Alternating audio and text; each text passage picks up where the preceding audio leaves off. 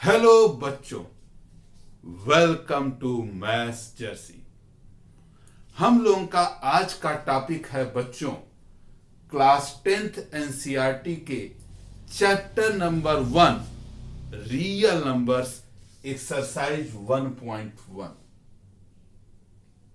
तो हमारा आपसे फिर से रिक्वेस्ट है कि आप इस वीडियो को पूरी तरीके से अंत तक देखें, जिससे आपको एक्सरसाइज 1.1 को सॉल्व करने के लिए कोई परेशानी का सामना न करना पड़े। और इस वीडियो को अच्छी तरीके से समझने के लिए इसके पार्ट 1 को जरूर देखें। और इसके पार्ट 1 को देखने के लिए बच्चों आपको बहुत ही सिंपल काम करना है। आई बटन को आपको क्लिक करना है और आप इसके पार्ट 1 को देख सकेंगे। तो चलिए हम लोग शुरू करते हैं आज का topic NCERT class 10th chapter 1 real numbers exercise 1.1। इस एक्सरसाइज को शुरू करने से पहले हम लोग बच्चों कुछ रिजल्ट को डिस्कस करेंगे, जिसका यूज हम लोगों को कंटिन्यूअसली एक्सरसाइज में करना है। तो वो रिजल्ट्स क्या है थोड़ा सा डिस्कस कर लेते हैं। और इसके पार्ट 1 को जब आप देखेंगे तो आप पाएंगे उसमें मेन टॉपिक था यूक्लिड डिवीजन लेमा, जिसको हम लोग शॉर्ट में ईडीएल बोले थे। तो हम लोग कुछ रिजल्ट डिस्कस करते हैं। तो उस रिजल्ट में बच्चों आपको ख्याल क्या रखना है,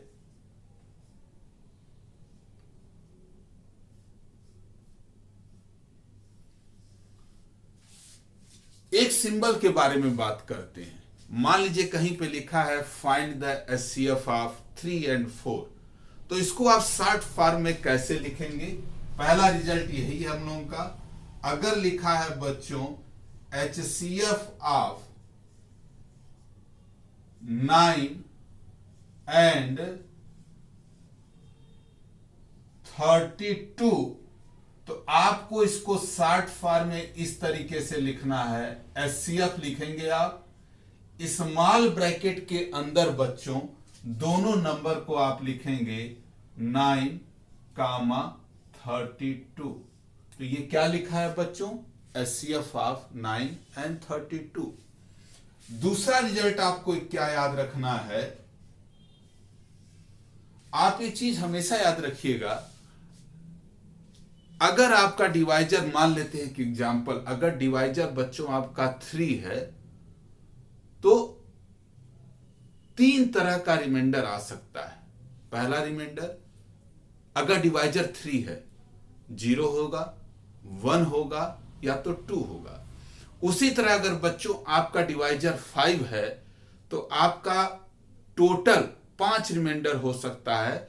या तो रिमाइंडर 0 होगा, या तो 1 होगा, या तो 2 होगा, या तो 3 होगा, या तो 4 होगा।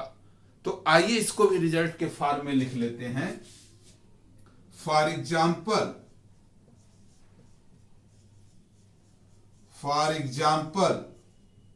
इफ डिवाइजर, और यहां पर लिख देते हैं रिमाइंडर। क्या क्या पॉसिबल रिमाइंडर होगा बच्चों आपके लिए, ध्यान से देखिएगा। अगर डिवाइजर मान लेते हैं बच्चों आपका है 2, तो 2 तरह का रिमाइंडर आ सकता है। या तो रिमाइंडर 0 होगा, या तो 1 होगा। उसी तरह बच्चों हम आपको 3 के बारे में बता रहे थे। अगर आपका डिवाइजर 3 है तो 3 पॉसिबिलिटी है रिमाइंडर का। या तो रिमाइंडर आपका 0 होगा, या तो 1 होगा, या तो 2 होगा।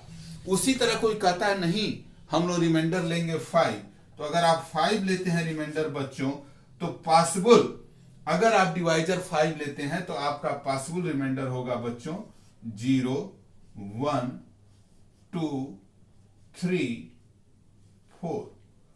तो मुझे अच्छी तरीके से ये मालूम है कि अब आपको ये टॉपिक समझ में आ गया होगा। तो इन 2 चीजों को याद रखिएगा, जिसका फ्रीक्वेंटली यूज हम लोग करेंगे एक्सरसाइज में, कि अगर 2 नंबर का एचसीएफ लिखना है तो उसको शॉर्ट फॉर्म में कैसे लिखेंगे, और अगर आपका डिवाइजर कुछ दिया हुआ है तो कितने पॉसिबल रिमाइंडर होंगे उसके बारे में लिखा है, तो आप इसको नोट डाउन कर लीजिए। हम लोग एक्सरसाइज 1.1 के क्वेश्चन नंबर 1 के फर्स्ट पार्ट को डिस्कस करते हैं। आप ध्यान रखिएगा बच्चों, ये क्वेश्चन आपको क्लास 10th एनसीईआरटी के बुक में मिलेगा। तो क्वेश्चन नंबर 1 का फर्स्ट पार्ट है कि आपको यूक्लिड्स डिवीजन एल्गोरिथम का यूज करके 135 एंड 225 का एचसीएफ निकालना है। अगर आप पार्ट 1 को याद करें बच्चों, तो हम आप लोगों को यह बताए थे कि आप जो यूक्लिड्स डिवीजन लेमा पढ़ रहे हैं उसका यूज क्या है। मेनली यूज तो कई सारे हैं, लेकिन इसका मेन यूज है कि आप दिए गए 2 नंबर का एचसीएफ कैसे निकाल सकते हैं। तो हम आपको एक शॉर्ट तरीका बता रहे हैं, एक आसान तरीका बता रहे हैं। इस प्रोसेस को ध्यान से देखिएगा कि हम लोग 2 नंबर का HCF by using Euclid's division algorithm कैसे निकालेंगे। तो ध्यान से बच्चों देखिएगा।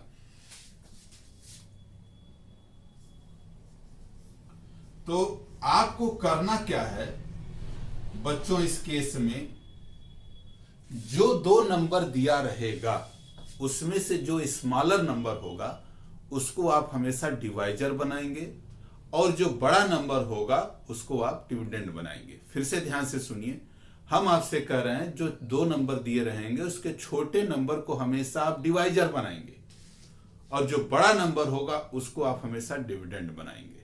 तो चलिए करते हैं। आपका छोटा नंबर ध्यान से देखिए बच्चों 135 है, बड़ा नंबर 225 है।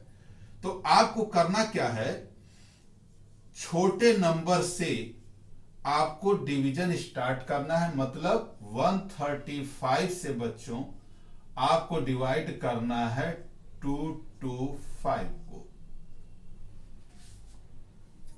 तो ध्यान से देखिएगा, अगर आप डिवाइड करें तो सबको मालूम है कि ये कितनी बार जाएगा बच्चों, 1 टाइम जाएगा, 135 आएगा। आपको मालूम है यहां पे सब्ट्रैक्शन होता है। अगर आप इसको सब्ट्रैक्ट करें बच्चों तो आप क्या पाएंगे, 5 - 5 0, 2 - 3 नहीं होगा, 1 बारो करेंगे, 12 - 3 क्या होगा बच्चों, 90। अब यही समझने वाली बात है, अगर किसी एक नंबर से दूसरे नंबर को डिवाइड करने पर रिमाइंडर 0 आता है तो यही कॉन्सेप्ट है। तो वो डिवाइजर उस केस का क्या होता है, एचसीएफ होता है। ध्यान से सुनिएगा हम क्या कर रहे हैं। हम कह रहे हैं कि अगर आपके पास 2 नंबर है तो अगर आप छोटे नंबर से बड़े नंबर को डिवाइड करते हैं तो उस केस में अगर रिमाइंडर 0 आ जाता है तो आपका डिवाइजर ही उसका एचसीएफ होता है। लेकिन मुद्दा ये नहीं है बच्चों, मुद्दा ये है कि अगर आप डिवीजन कर रहे हैं और रिमाइंडर 0 नहीं आया तो क्या करेंगे। तो आपको इस डिवीजन के प्रोसेस को तब तक कंटिन्यू करना है जब तक आपको रिमाइंडर 0 ना मिल जाए। अब ये कंटिन्यू कैसे होगा, ध्यान से देखिएगा। आपका रिमाइंडर 90 आया है तो नेक्स्ट डिवीजन में बच्चों इस 90 जो रिमाइंडर है इसको आप डिवाइजर बनाएंगे और प्रीवियस डिवीजन के डिवाइजर को आप डिविडेंड बनाएंगे। ध्यान से देखिएगा बच्चों, तो यहां पर आ गया 135। हम क्या बोले हैं, अगर रिमाइंडर 0 नहीं आता है तो जो रिमाइंडर है उसको नेक्स्ट डिवीजन प्रोसेस में आप डिवाइजर बनाएंगे और प्रीवियस डिवीजन के डिवाइजर को आप डिविडेंड बनाएंगे और फिर से आप डिवीजन करेंगे। तो फिर से अगर आप डिवीजन करें तो देखिए कितनी बार जाएगा बच्चों, 1 टाइम्स। 91 जा क्या आएगा बच्चों, 90। सब्ट्रैक्ट करेंगे तो आपका आफ्टर सब्ट्रैक्शन क्या आएगा बच्चों, 45। फिर देखिए रिमाइंडर 0 नहीं आया तो फिर डिवीजन के प्रोसेस को कंटिन्यू करेंगे। किस तरह से कंटिन्यू करेंगे, आप ध्यान से देखिए। अब आपका रिमाइंडर है 45 तो ये नेक्स्ट प्रोसेस में डिवाइजर हो जाएगा और जस्ट इसके प्रीवियस डिवीजन का 90 यहां पर क्या हो जाएगा बच्चों, डिविडेंड हो जाएगा। तो चलिए फिर डिवाइड करते हैं, ये है 90। आप अगर डिवाइड करेंगे तो देखिए 45 2 जा 90 हो जाएगा और इस केस में रिमाइंडर बच्चों क्या है, 0। यही हम आपको शुरू में बता रहे थे कि वो डिवाइजर आपका एचसीएफ होता है जिसके लिए रिमाइंडर 0 हो जाता है during the process of division.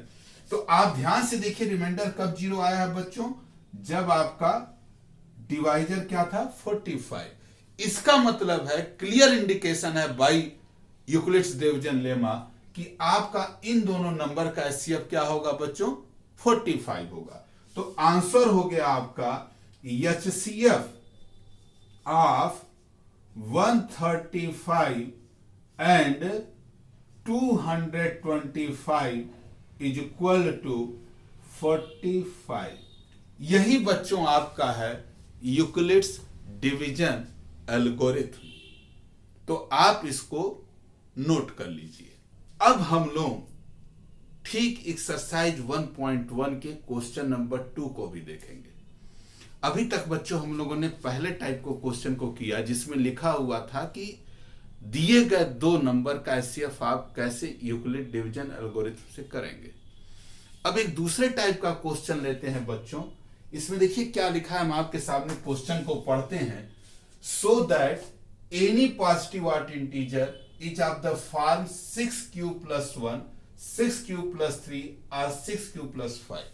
कह रहा है कि आपके पास कोई अगर ऑड इंटीजर है, पॉजिटिव ऑड इंटीजर हो, तो वो इस फॉर्म में होगा जहां पर कि वो सम इंटीजर है। तो ध्यान से देखिएगा कैसे करेंगे। अगर आप यूक्लिड डिवीजन लेमा को याद करें तो क्या था बच्चों formula, by using Euclid's division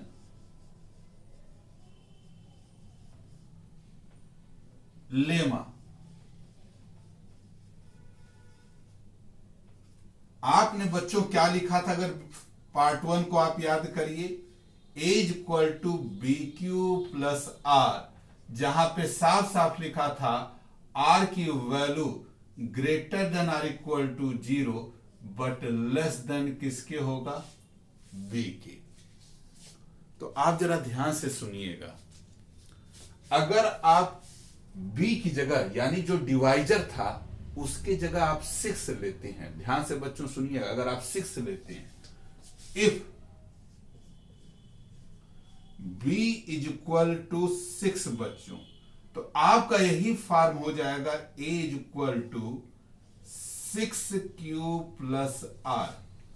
यानी इस केस में बच्चों रिमाइंडर की वैल्यू आपकी greater than or equal to 0 और लेस देन क्या हो जाएगा 6। यानी आपके टोटल कितने रिमाइंडर हो सकते हैं, या तो 0 होगा, 1 होगा, 2 होगा, 3 होगा, 4 होगा, 5 होगा। यानी अब ध्यान से देखिएगा, अगर आपकी वैल्यू r की बच्चों 0 है, इफ r = 0, तो इस फार्मूले का यूज करके आप क्या लिख सकते हैं, a = 6q, क्योंकि r की वैल्यू तो 0 हो गई, और b की जगह हम लोगों ने क्या पुट कर दिया है 6। ठीक उसी तरीके से बच्चों अगर r = 1 आप लेते हैं तो इस r = 1 के लिए वैल्यू क्या हो जाएगी बच्चों 6q रिमाइंडर यानी 1। इसी तरह अगर आप r लेते हैं 2 तो आपका a का वैल्यू बनेगा 6q + 2। इसी तरह बच्चों अगर आप r = 3 लेते हैं तो आपकी वैल्यू बनेगी a की 6q + 3। अगर इसी तरह आप r की वैल्यू लेते हैं 4 बच्चों, तो आपकी a की वैल्यू बनेगी 6q + 4। और इसी तरह अगर r = आप 5 लेते हैं बच्चों, तो आपकी वैल्यू a की बनेगी 6q + 5। ध्यान से देखिएगा बच्चों क्या लिखा हुआ है। जब r की वैल्यू आप 0 लेंगे तो a = 6q, इस फॉर्मूले का यूज किया जा रहा है बच्चों, ध्यान से देखिएगा, जो कि है Euclid division lemma.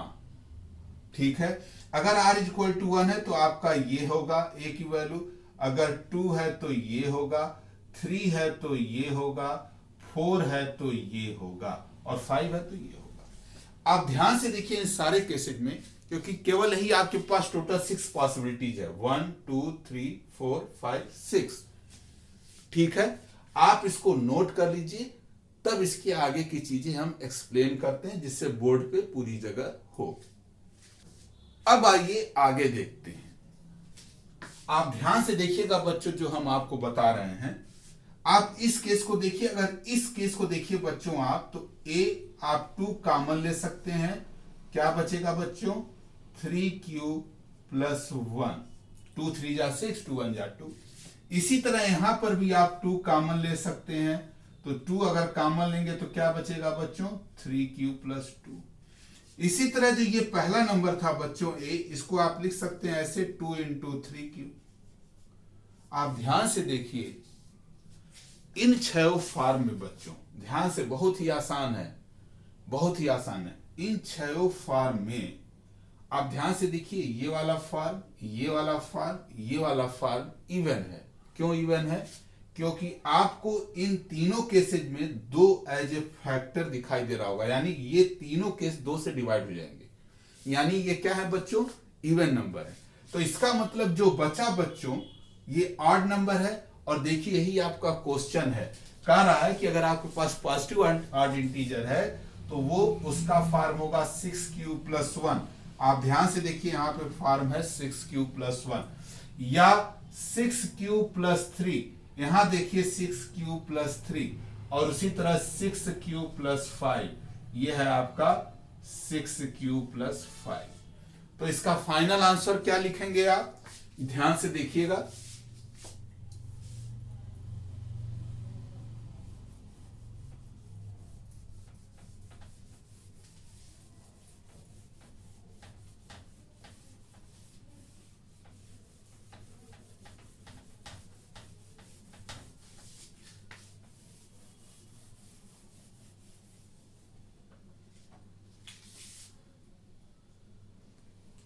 therefore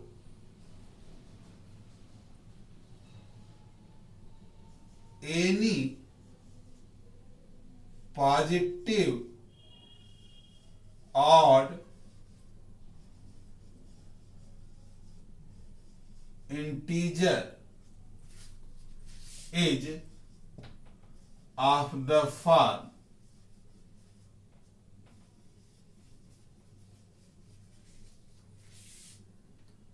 6q + 1 or 6q + 3